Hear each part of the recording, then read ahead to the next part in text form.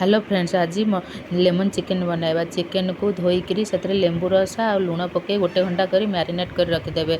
तापर गोलमरीच, गुजराती, जीरा आ मेथी की ड्राई रोस्ट कर पाउडर बनईदेवे। एबे पेस्ट पाई मसला पाई अदा रसुण कंचा लकार पेस्ट बनइबे।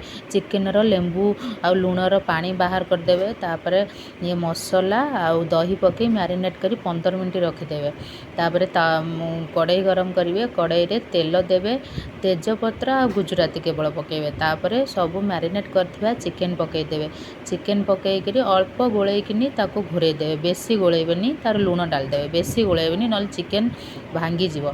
तापर 10 मिनट पर जेतले चिकेन रो पानी सुखी जीवो अल्प हलदी पकेबे। हलदी पके गोलैबे।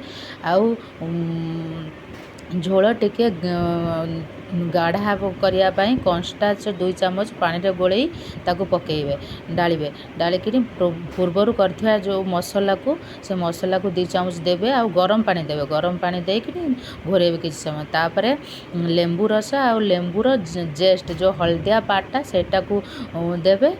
देकिनी तापर गोलैबे। तापर धनिया पत्र पकेकरी परोटा कि रुटी सहित खाइबे। एंजॉय करंतु।